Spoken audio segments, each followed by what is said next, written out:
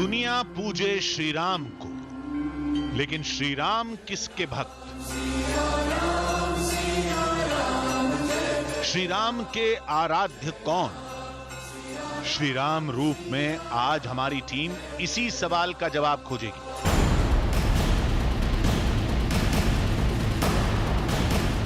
और जवाब से जुड़े साक्ष्य भी आपके सामने होंगे। दंडकारण्य का वो अद्भुत शिवलिंग जिसे श्री राम ने अपने हाथों से तराशा,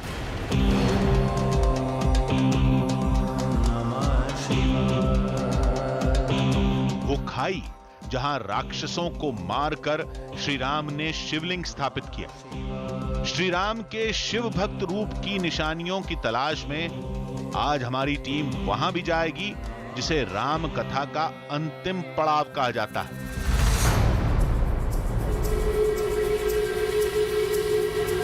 जो हिंदुस्तान के सबसे आखिरी छोर पर गहरे समुद्र के बिल्कुल बीच में है।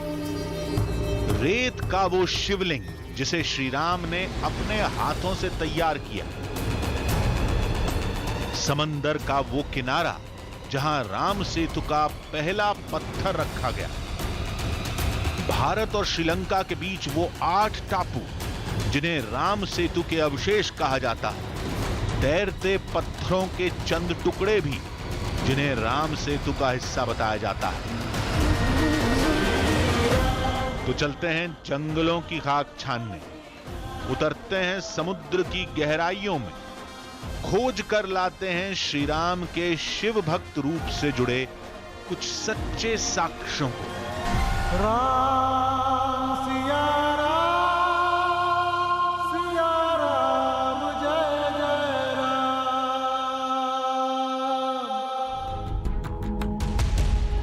श्री राम रूप शिवद्रोही मम भगत कहावा, सो नर सपने हो मोहिन भावा।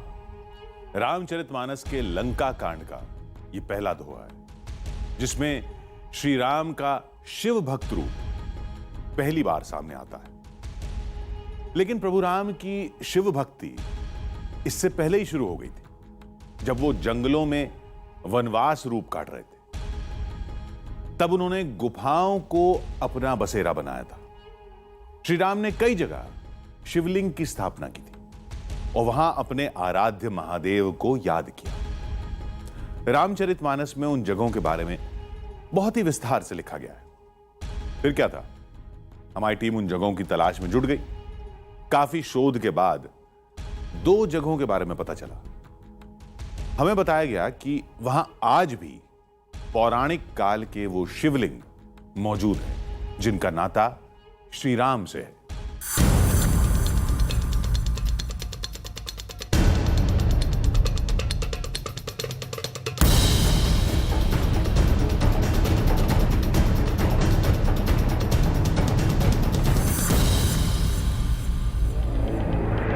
कभी धरती से हजारों फीट ऊपर, कभी जमीन से सैकड़ों फीट नीचे,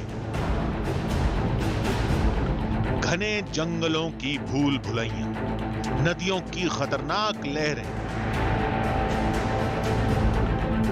कितने भी पापड़ बेलने पड़े, लेकिन आज हमारी टीम रामायण की एक अनदेखी विरासत को पहली बार दुनिया के सामने लाकर ही चैन की सांस लेगी। 2 साक्ष्य, 2 रास्ते, 2 टीम, लेकिन मंजिल एक। जंगल में गुम हो चुके युगों पुराने शिवलिंग की खोज जिसे श्री राम ने अपने हाथों से गढ़ा था।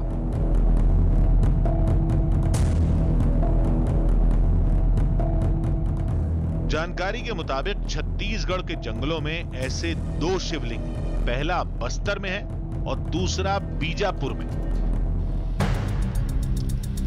हमारी पहली टीम रामायण के समय के शिवलिंग की तलाश में बस्तर के लिए निकली। वहां तक केवल कुछ शोधकर्ता और आदिवासी ही पहुंच पाए। वो शिवलिंग पहाड़ की एक बेहद तंग और संकरी जगह पर है। कहते हैं वहां रामायण की और भी कई अनदेखी निशानियां हैं। अगर ये जगह वाकई इतनी पौराणिक है तो इसकी जानकारी आम लोगों को क्यों नहीं, जबकि दावे के मुताबिक उस शिवलिंग की खोज 1958 में ही हो गई थी। आज पहली बार रामायण की वो निशानी लोगों के सामने आएगी और इस काम को हमारी टीम अंजाम देगी। दिल में एक अजीब से खौफ के साथ हमारी टीम अंदर दाखिल हुई।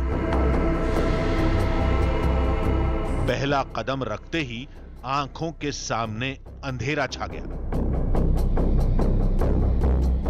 न रोशनी की कोई किरण, न रास्ते का कोई अंदाजा। टॉर्च की रोशनी में गुफा की पहली झलक मिली। सब कुछ साफ साफ देख पाना मुश्किल था, लेकिन कुछ पत्थर दिखे थे जो इस अंधेरे में किसी हीरे की तरह चमक रहे थे।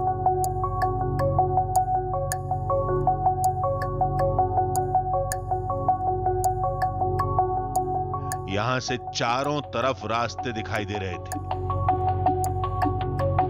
खामोशी के बीच कुछ आवाजें आ रही थी, शायद चमगादड़ों और दूसरे जीव जंतुओं की थी जो सदियों से यहां बसेरा बनाए हुए हैं। आवाजों को अनसुना करके हमारी टीम आगे बढ़ी। आगे बढ़ते ही इन रंग बिरंगी चट्टानों को देखकर हम चौंक पड़े। तो आप जब ज़मीन के अंदर होते हैं तो कभी कभी आपको भ्रम होता है, आपकी आंखें धोखा खाने लगती हैं। ऑक्सीजन की कमी की वजह से आपके दिमाग के सोचने की कुव्वत जो है वो कम होने लगती है। और मुझे ऐसा ही लगा जैसे मेरी आंखों को धोखा हुआ है, क्योंकि मेरे सामने रंग बिरंगी लाइंस ऐसा लग रहा था जैसे कोई रेनबो हो, जैसे कोई इंद्रधनुष हो, लेकिन असल में ये सारी लाइंस पानी के कटाव से बनती हैं। ये सब देखकर ख्याल आया कि कहीं ऐसा तो नहीं कि श्री राम की वो निशानियां भी पानी के कटाव का नतीजा हों। लेकिन अगले मोड़ पर यह गलतफहमी भी दूर हो गई। ऐसा लगा जैसे हम किसी विशालकाय कमरे में खड़े थे। मान्यता के मुताबिक यही वो जगह थी जहां वनवास के दौरान भगवान राम ने डेरा जमाया था।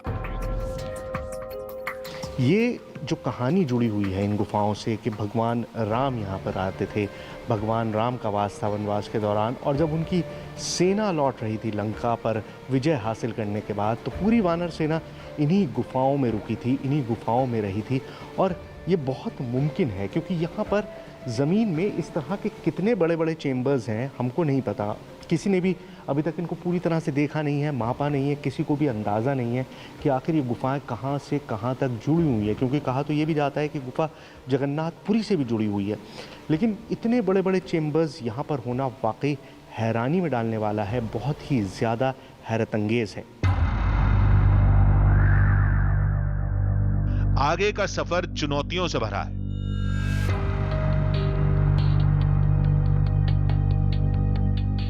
भगवान राम के हाथों से बनाया गया वो शिवलिंग गुफा के आखिरी छोर पर है, जिसके लिए जमीन से 100 फीट नीचे जाना होगा। ये इतना छोटा रास्ता है, लेकिन खतरा बहुत है। हमको ये नहीं पता कि आगे रास्ता बंद है या खुला हुआ है। हो सकता है आगे ऑक्सीजन बहुत कम हो, बहुत ज़्यादा कार्बन डाइऑक्साइड और मीथेन मौजूद हो, जिसकी वजह से दम घुट सकता है। तो ये एक बहुत ख़तरनाक कदम है जो मैं उठाऊंगा, और बहुत देर से मैं यहाँ बैठ के सोच रहा था कि मुझे करना चाहिए या नहीं करना चाहिए, क्योंकि ये जानलेवा भी हो सकता है। लेकिन अब मैंने फैसला किया है कि मैं थोड़ी दूर जाके देखता हूँ कि मैं कहाँ तक पहुँच सकता हूँ।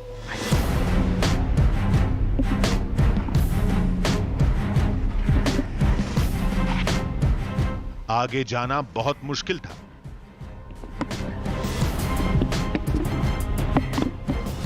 लेकिन रामायण की उस अद्भुत निशानी की तलाश में हम हर जोखिम उठाने के लिए तैयार थे।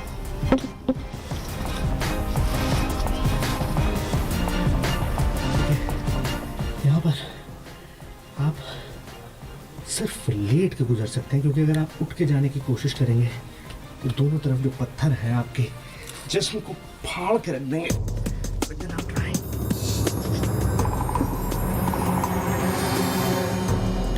एक परेशानी खत्म हुई तो अगली मुसीबत सामने थी। आगे का रास्ता एकदम से संकरा हो गया।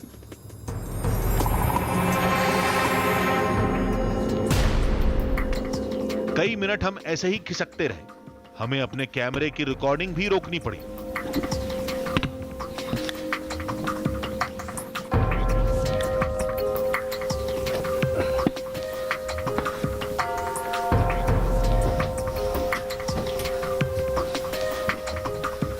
तो हम इस पैसेज में पिछले 15-20 मिनट से खिसक रहे थे और उसकी रिकॉर्डिंग भी मेरे पास मौजूद नहीं है, क्योंकि वहाँ कैमरा चलाने की कोई जगह नहीं थी।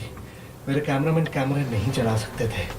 वो किसी तरह से खिसक कर यहाँ पहुँचे। यहाँ थोड़ी सी जगह है, थोड़ा स्पेस ज़्यादा है, लेकिन एक खतरे की जो घंटी है वो ये है, ये नमी। ये पानी बेहद ख़तरनाक होता है, क्योंकि हो सकता है आगे मिट्टी धंसी हुई हो और रास्ता बंद हो, और ऐसे में जो हमारी इस वक्त हालत है उसमें बिना रुके वापस जाना शायद मुमकिन नहीं होगा।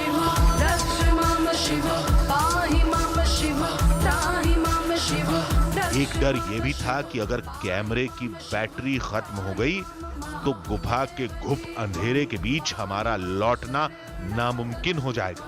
इसलिए हमें जल्दी से जल्दी उस अद्भुत शिवलिंग तक पहुंचना था। नमः शिवाय।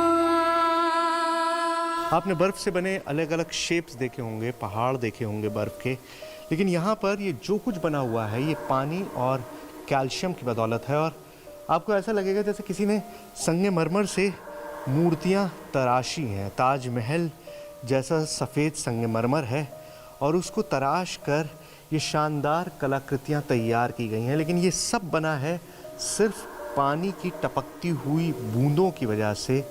और उसने ये मायावी संसार तैयार किया है, एक ऐसा संसार जिसके बारे में हम सुनते तो हैं लेकिन जिसको हम कभी आँखों से नहीं देखते। और आज आप पहली बार अपनी आँखों से हिंदुस्तान की सबसे रहस्यमयी गुफाओं को देख रहे हैं।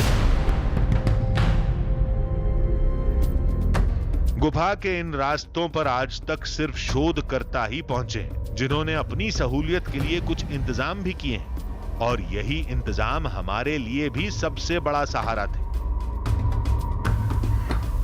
तो 15 से 20 फुट नीचे उतरने के बाद ये लोहे की सीढ़ी लगाई गई है, जिसके ज़रिए आप नीचे उतरते हैं। बहुत आसान बना दिया है। पहले रस्सी से उतरकर नीचे जाया जाता था, और इतना इनएक्सेसिबल रास्ता है कि आज भी मुझे नहीं लगता कि चंद लोगों के अलावा कोई भी इस गुफा में आ सकता हो।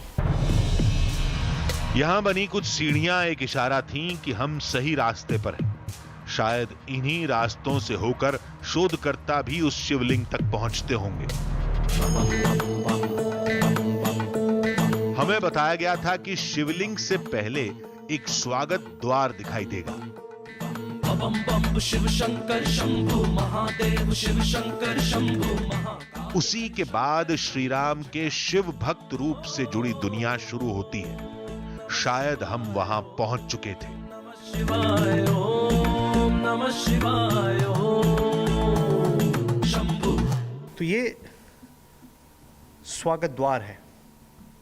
स्वागत द्वार यानी वेलकम डोर। और इस गुफा में जिस तरह से आपने देखा होगा मंदिरों के प्रांगण में दरवाजे के ऊपर एक झालर होती है जो चारों तरफ से उस दरवाजे को सजाती है, और उस झालर से होकर आप नीचे आते हैं। तो यहाँ देखिए ये उसी झालर का शेप है। बीच में एक पिलर है और उस पिलर के दोनों तरफ इस तरह की झालर लटकी हुई है। ये इस गुफा का स्वागत द्वार माना जाता है। माना जाता है कि देवताओं का स्वागत होता है इस स्वागत द्वार के ज़रिए। ये जो नेचुरल फॉर्मेशन है ये उस तरह से है कि यहाँ पर स्वागत के लिए एक अलग से दरवाज़ा बनाया गया है, जिससे देवता इसके अंदर आए और वापस उस तरफ जाएं जहाँ पर वो शिवलिंग रखा है, जिसे खुद भगवान राम ने अपने हाथों से स्थापित किया था। स्वागत द्वार से हम उस मोड़ पर पहुंचे जिसे भगवान राम का शयन कक्ष माना जाता है। एक बड़ा सा गलियारा एक पलंग जैसी आकृति, एक विशालकाय कुर्सी और चारों तरफ कुदरत की खूबसूरत सजावट। आपके सामने एक बहुत बड़ा शयन दिखाई दे रहा है, एक शैया दिखाई दे रही है, एक आराम कुर्सी दिखाई दे रही है, उसके ऊपर एक बहुत बड़ी सी मूर्ति दिखाई दे रही है। और नीचे अगर आप देखेंगे तो चारों तरफ आपको छोटी छोटी चीज़ें दिखाई देंगी इस तरह की। ये भगवान राम की वानर सेना है। भगवान राम इस गुफा में थे और उनकी वानर सेना उनके साथ यहीं पर मौजूद थी, और वो सभी वानर अभी भी यहाँ पर इन पत्थरों के रूप में मौजूद हैं। लेकिन आप इस पूरी जगह को देखेंगे तो आपको अंदाज़ा हो जाएगा कि इसकी भव्यता कितनी है। अब बारी थी रामायण काल से मौजूद उस अद्भुत शिवलिंग को पहली बार कैमरे में कैद करने की। दंग गलियारे में सांस लेना मुश्किल था। तभी हमारी सारी थकान दूर हो गई। वो शिवलिंग हमारी आंखों के सामने था।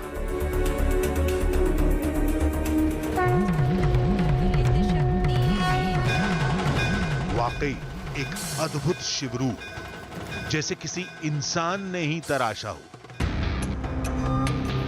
यहाँ पर वो पिंडी है, वो शिवलिंग है, जिसके बारे में मान्यता है कि खुद भगवान राम ने इस गुफा में इस शिवलिंग की पूजा की थी।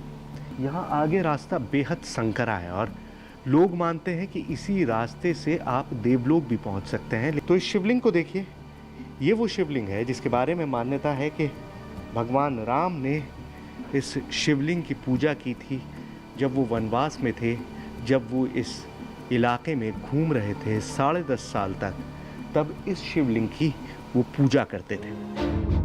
श्री रामचंद्र कृपालु। मान्यताओं के मुताबिक इस गुफा का नाता श्री राम के शिव भक्त रूप से है। यहीं पर भगवान राम ने शिवलिंग की स्थापना की थी और कई महीनों अपने आराध्य महादेव की साधना की थी। और एक सच ये भी है कि ये पूरा इलाका काफी पड़ताल के बाद राम वन गमन पथ में शामिल किया गया है। चंद्र कृपालु भजमना।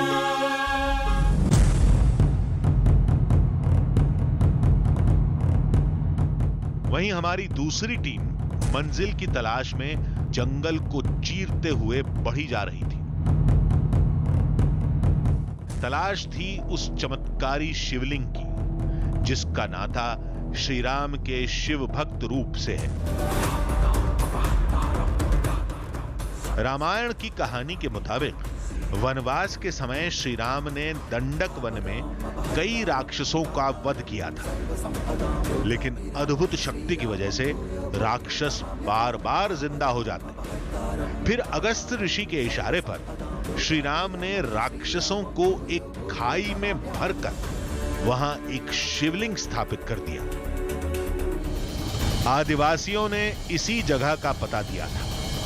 दावे के मुताबिक इसके अंदर ही वो शिवलिंग है जिसे वनवास में श्री राम ने बनाया था। आदिवासियों के मुताबिक पहाड़ की खो में एक गहरी जगह पर वो शिवलिंग है जिसका ऊपरी हिस्सा गुफा की छत को छूता है। लगता है पूरे पहाड़ का वजन शिवलिंग पर ही टिका है। उस शिवलिंग के नीचे ही श्री राम ने राक्षसों को दफन किया था।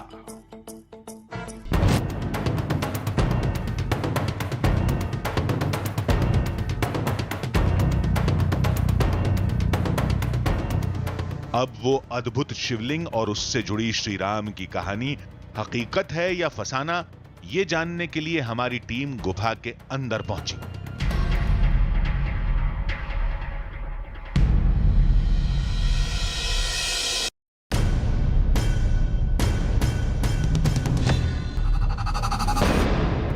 शायद गुफा में सालों बाद किसी इंसान के कदम पड़े थे। हमारी टीम यहां हर खतरे से अनजान थी।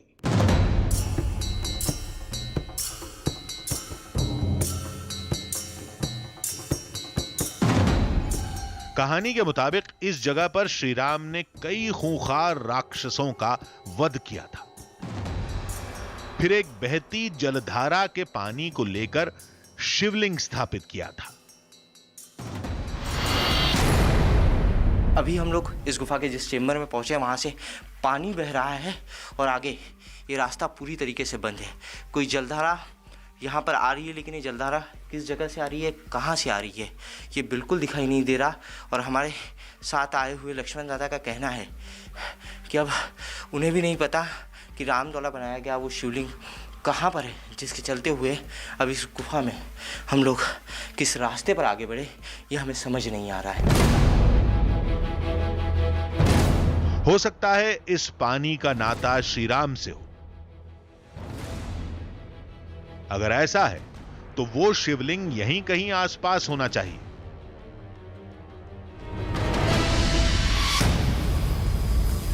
हर कदम के साथ खतरा बढ़ता जा रहा था। जब इतना रिस्क ले लिया तो उस शिवलिंग को भी तलाश ही लेंगे। तभी हमारे साथ आया आदिवासी हाथ जोड़कर खड़ा हो गया। वहां एक शिवलिंग था, वही जिसकी हमें तलाश थी।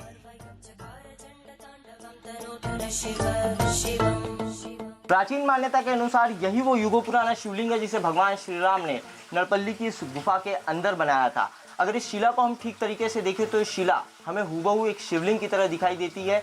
मान्यता है कि इस शिला को काटकर भगवान श्री राम ने राक्षसों की हड्डियों के ऊपर इस शिला को रख दिया, इस शिवलिंग को रख दिया और उसके ऊपर इस गुफा की निर्मित कर दी।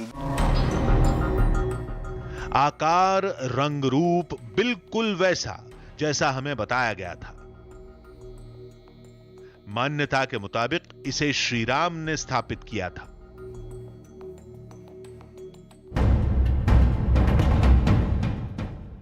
शिवलिंग थोड़ी ऊंचाई पर था।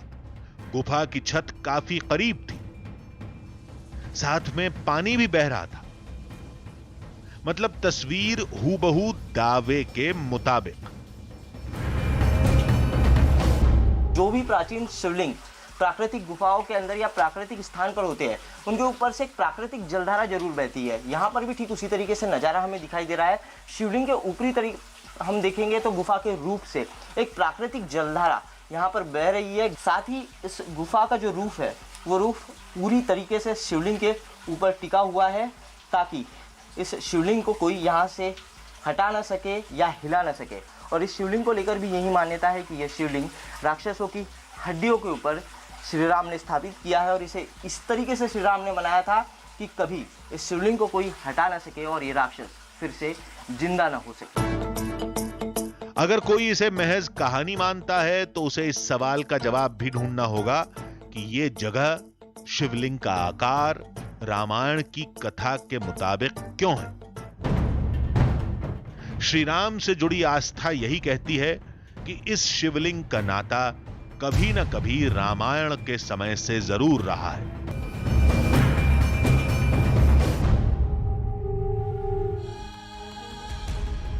श्री राम की शिव भक्ति का सबसे अहम मोड़ उस समय तब आता है जब वो अपनी सेना के साथ लंका कूच करते हैं। रामचरितमानस के सुंदरकांड और लंका कांड में इस पर कई चौपाइयां लिखी गई हैं। श्री राम का समुद्र से रास्ता मांगना, 3 दिन लेट कर समुद्र के सूखने का इंतजार करना, राम सेतु बनाने का काम शुरू होना, फिर रेत का शिवलिंग बनाकर महादेव की पूजा करना। इस राम कथा से जुड़ी हर निशानी आज भी देश के एक हिस्से में मौजूद है। एकदम आखिरी छोर पर समुद्र के बिल्कुल किनारे आज उस जगह को हम रामेश्वरम के नाम से जानते हैं।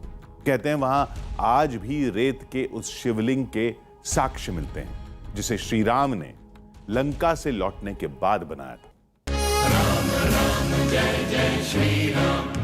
जहां श्री राम की शिव भक्ति का सबसे बड़ा साक्ष्य मौजूद है, जो श्री राम के आराध्य की सबसे बड़ी निशानी है, उस जगह का नाम है वो शिवलिंग जिसे श्री राम ने स्थापित किया था। राम सेतु, जिसे पार करके श्री राम की सेना लंका पहुंची थी।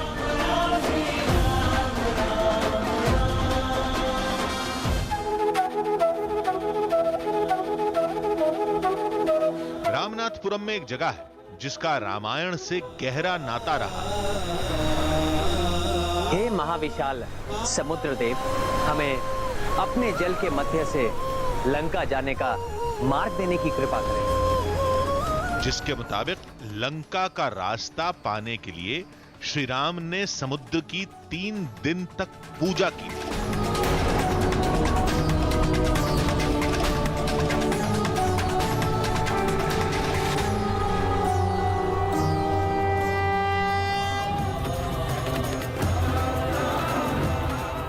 कहते हैं त्रेता युग में वो पूजा इसी जगह पर की गई थी।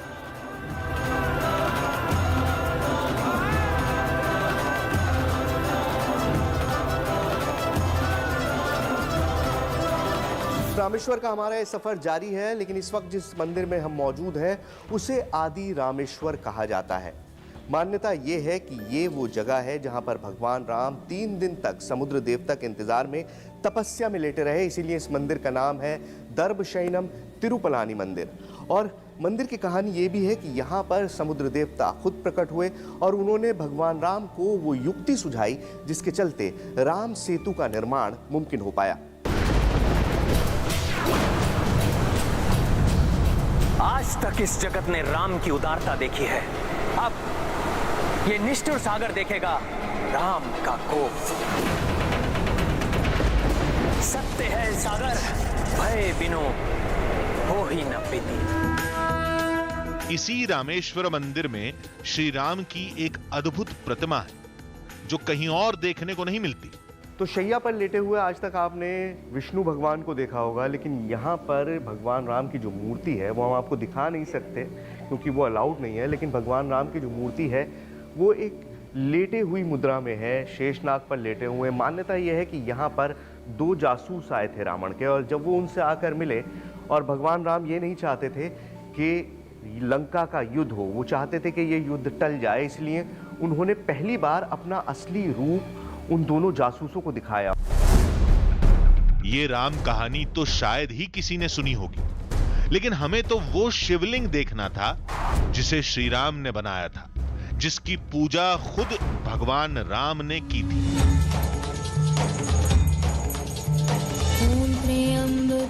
साथ ही राम सेतु को भी पहली बार दुनिया के सामने लाना था।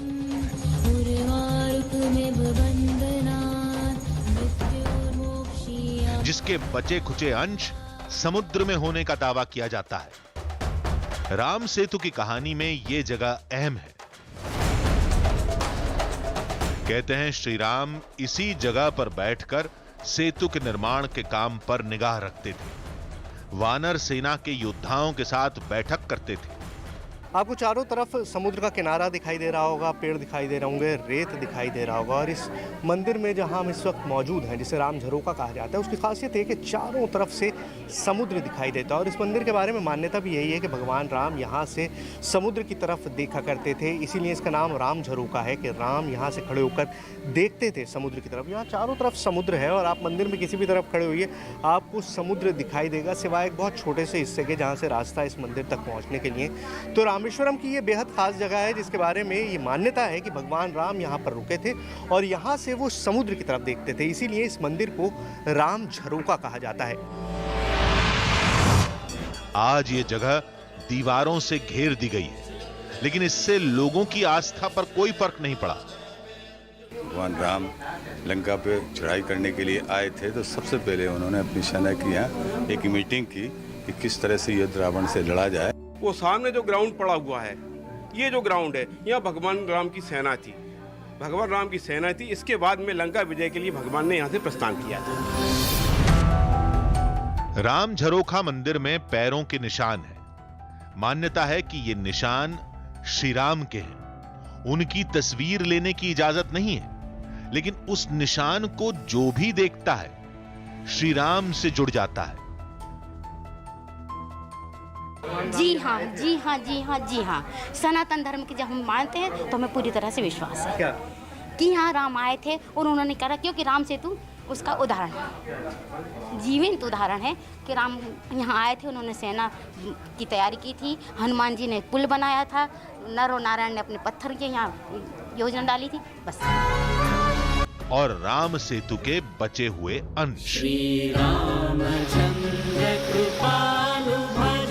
अब हमारी टीम रामेश्वरम में थी, जहां युगों पहले श्री राम की सेना ने कई दिनों तक पड़ाव डाला था और यहीं पर श्री राम का शिव भक्त रूप सामने आया था। तो चलिए रामेश्वरम का अपना ये सफर हम शुरू करते हैं। और जैसा मैंने आपको बताया कि इस इलाके के जर्रे जर्रे में राम बसे हैं, यहाँ की हर चीज़ का ताल्लुक भगवान राम से है और यहाँ की हर मान्यता, हर प्रथा राम से सीधा ताल्लुक रखती है। इस वक्त जिस जगह पर हम खड़े हैं उसे अग्नि तीर्थम कहा जाता है और यहाँ पर स्नान करने के बाद ही मंदिर में दर्शन के लिए जाया जाता है। मान्यता है कि आज रामेश्वरम में जहां ये रामनाथ स्वामी मंदिर है, रेत का शिवलिंग यहीं बना था।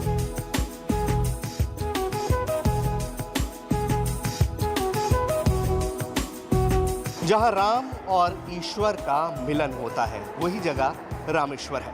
और इस कॉरिडोर की भव्यता और यहाँ की कलाकृति देखकर आपको अंदाज़ा हो गया होगा कि हम मौजूद हैं रामेश्वर धाम में।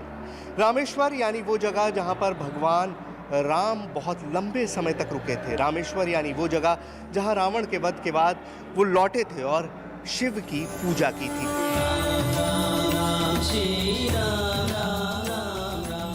यहां से दो मान्यताएं जुड़ती हैं। एक के मुताबिक श्री राम ने लंका जाते वक्त शिवलिंग बनाया था, तो कुछ लोग कहते हैं कि श्री राम ने रावण का वध करने के बाद वो शिवलिंग स्थापित किया था।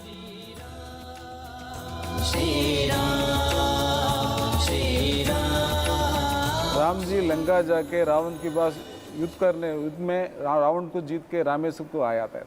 इधर आने के समय से अगस्त्य मुनि ने राम को बोल रहा है, राम रावण तो बड़ा सुभक्त है और ब्राह्मण है, ईश्वर को भी दर्शन भी मिला है उसका, इसलिए आपको ब्रह्म हत्या दोष पकड़ लिया। वो हटाने के लिए आप शिवलिंग पूजा करने का ऐसा राम जी अगस्त्य मुनि ने राम जी के पास वचन दिया है। उस शिवलिंग को देखना एक अद्भुत एहसास होगा, लेकिन हमारी टीम ऐसा करने में नाकाम रही। रामनाथ स्वामी मंदिर के नियम कैमरा ले जाने की इजाजत नहीं देते, शिवलिंग की तस्वीर लेने की अनुमति नहीं मिली, लेकिन हम उस जगह पहुंचने में कामयाब रहे जो किसी आश्चर्य से कम नहीं। रामनाथ स्वामी मंदिर में 22 तीर्थ कुंड हैं, जिनका पानी बेहद मीठा होता है। समुद्र के किनारे मीठा पानी मिलना हैरत में डाल सकता है, लेकिन राम भक्तों के लिए इसमें कोई हैरानी की बात नहीं, क्योंकि इस कुंड की कहानी श्री राम के ब्रह्म हत्या पाप की मुक्ति से जुड़ती है।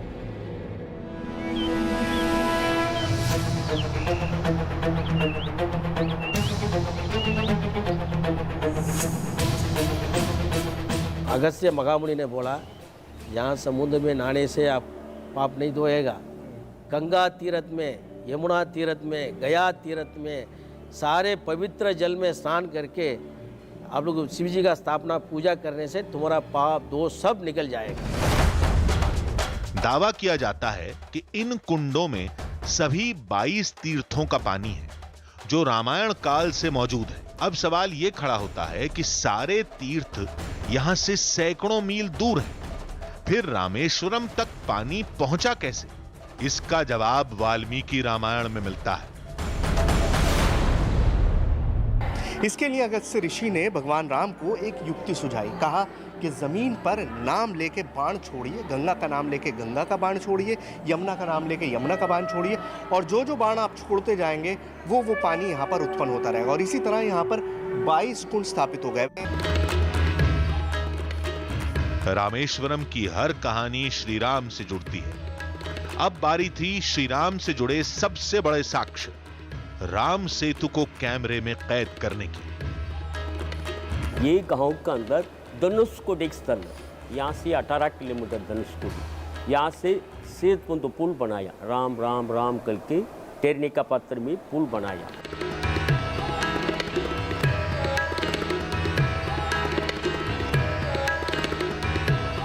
राम सेतु की तलाश में हमारी टीम रामेश्वरम से 18 किलोमीटर दूर धनुषकोडी की तरफ बढ़ी।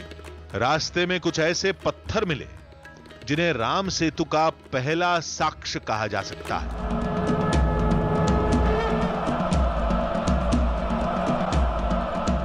ये पत्थर अब करीबन कुछ नहीं तो ये 1.5 से 2 किलो के वज़न का है, अच्छा वज़न है। और ये देखिए, ये मैं इसको डाल रहा हूँ पानी में, गया और बिल्कुल एक बलून की तरह तैरता हुआ वापस आ गया। ये 1-2 के साथ नहीं, सारे पत्थर इसी तरह के हैं। ये देखिए, ये गया और ये वापस आ गया।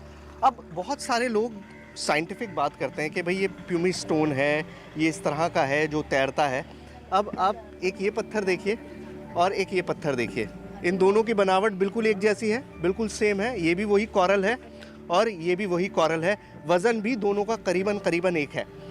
ये देखिए, पहले ये डाल रहा हूँ, ये असली राम पत्थर है। ये वापस आ गया। अब ये देखिए, ये भी सेम कोरल है, बिल्कुल सेम तरह की चीज़ है। इसे डाल रहा हूँ,